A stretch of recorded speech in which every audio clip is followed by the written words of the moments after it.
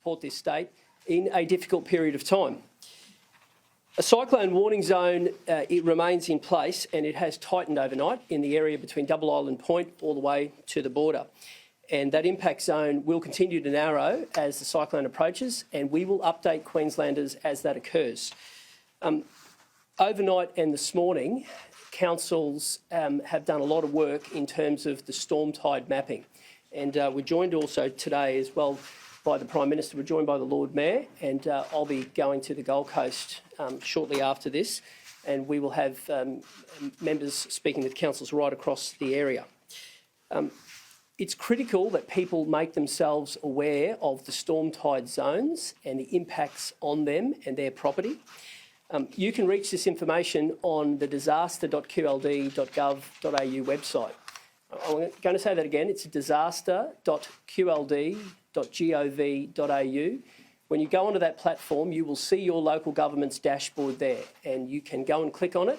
And those councils are doing the work to show Queenslanders those impact zones and what it means to you.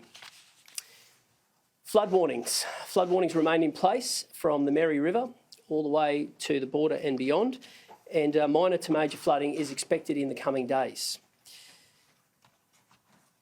I want to speak to Queenslanders who may need to evacuate, and I'll unpack a little bit about that. So local governments have put in place evacuation centres. They are open in many cases or in the process of opening very soon, and all of that information remains on that website, on that disaster.qld.gov.au website, attached to the local council. If you are in a storm tide zone, or if you're in an area where you know there's riverine flooding, you really need to consider and think about your evacuation plan now. We recommend that you stay with family and friends. If that is possible, that is the best place for you to go if you evacuate from one of those zones. If you don't have that option available to you, you may look to go to accommodation like a motel, but those evacuation centres exist if you don't have any other options. It should be a last resort, but they are there and they are in place, and we're making sure that Queenslanders are aware of that as this unfolds. The reason why it's so important to stay connected and heed the warnings is we're working with councils across those local government areas and those zones, going door to door, door knocking, and advising people who might be in those evacuation zones to make a plan and consider your alternate arrangements in the hours and the days ahead.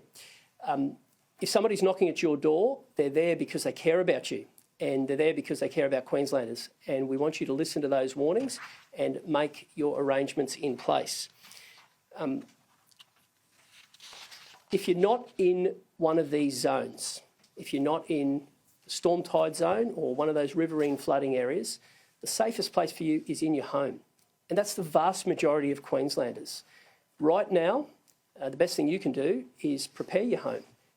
Go around the yard and clean up anything that loose debris, or if there's branches hanging over the house, now's the time to get rid of them.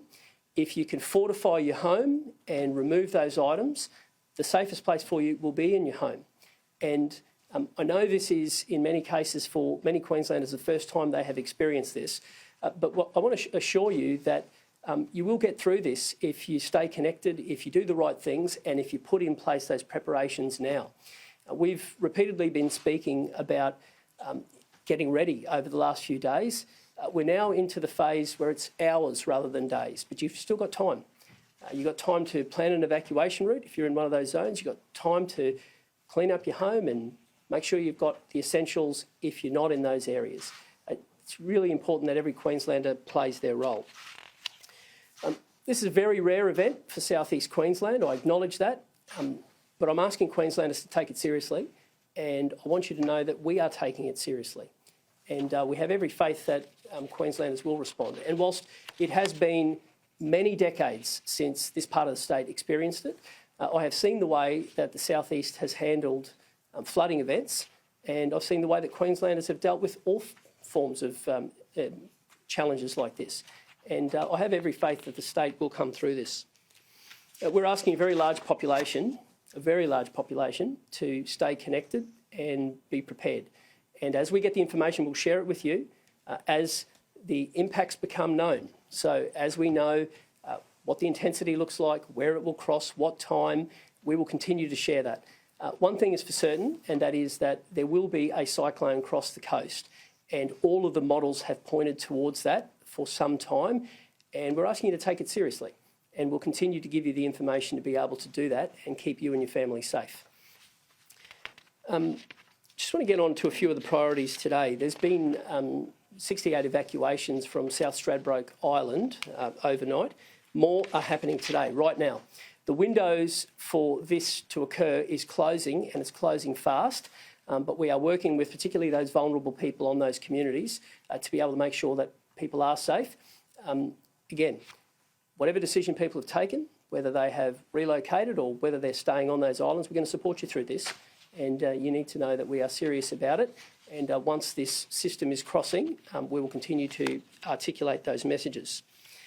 For those who are in those low-lying areas or who are vulnerable, we will do all we can to ensure you stay connected. Now, I mentioned the door knocking.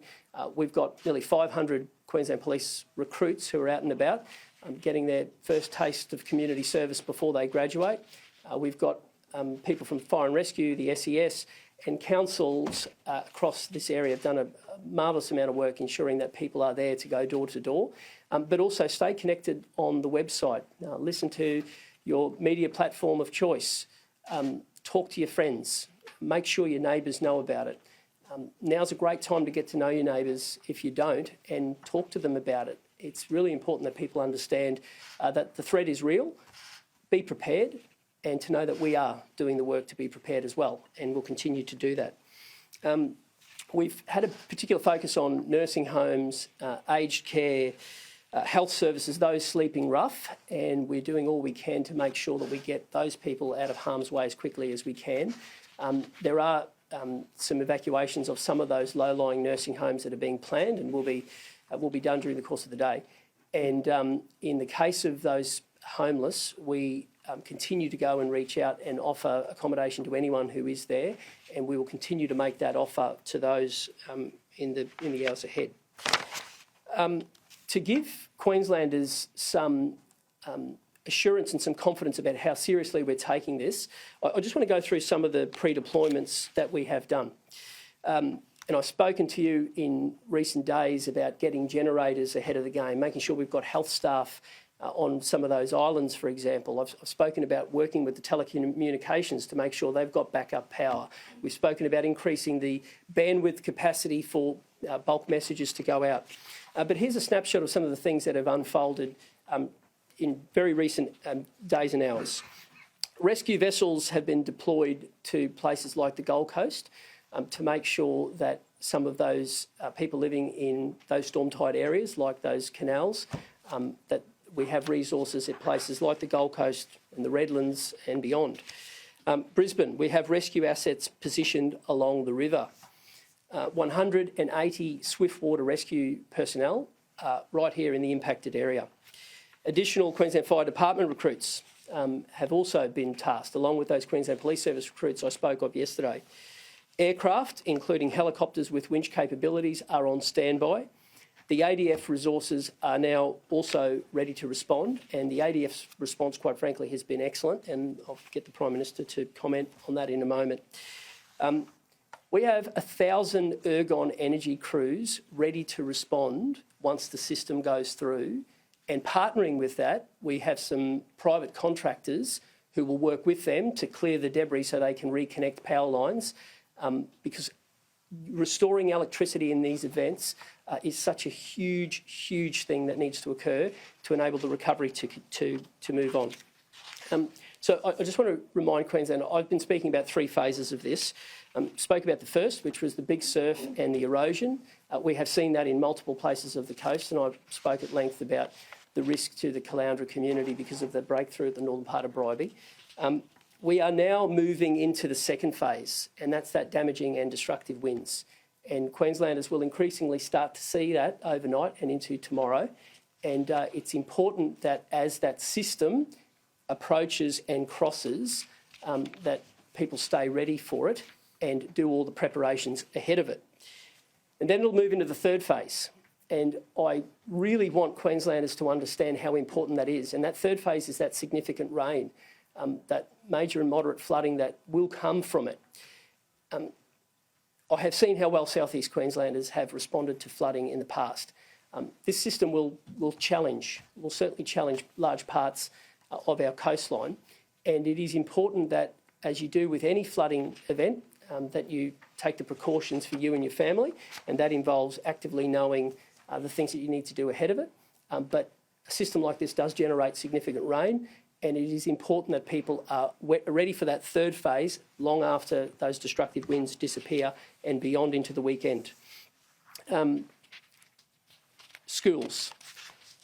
Schools will be closed in the impacted area tomorrow and Friday, and we've articulated that the day ahead.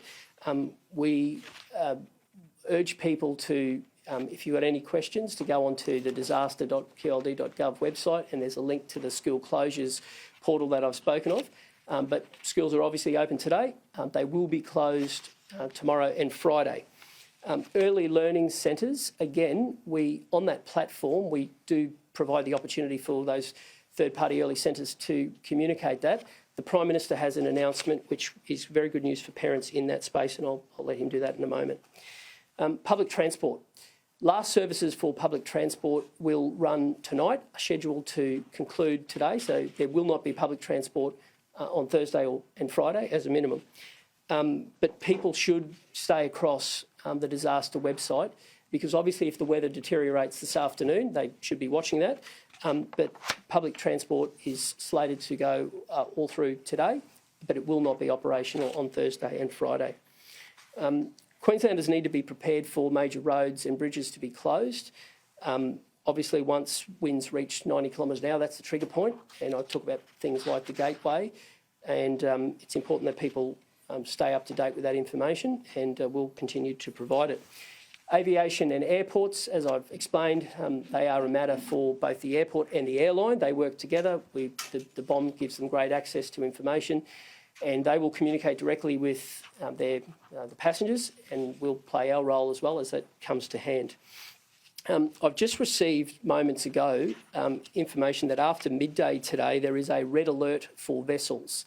That means that no vessel will be allowed on the water without permission from the Brisbane Harbour Master. So to be clear, all boats on moorings must not leave position between Double Island to Coolangatta from midday today, and that information has just come to hand and we are sharing it as we get it. Health services. Elective surgeries, as we said yesterday, have continued today and will continue today. They will not be elective surgeries on Thursday and Friday. But I want Queenslanders to know our health system is geared up and ready to support those who need emergency care. Generators are in place, staff have been rostered, and I really want to thank those staff. In fact, I want to thank all staff who are serving people, whether they're across any of the three levels of government or whether you're someone stacking supermarket shelves. Thanks very much for what you're doing during a challenging time for you and your family. Aged care services, we're working with providers, and again, the PM will touch on that in a moment. Supermarkets. I mentioned yesterday that the Deputy Premier signed the ability for that restocking to occur 24/7 for 2 weeks from last night. That work is underway and will continue, and it gives supermarkets the opportunities to try to restock vital things that are needed at the moment. And we urge them to do everything they can, and we urge residents to play your role as well in making sure that you go about your important purchases in a manner that is supportive of the people who work there and of your neighbours.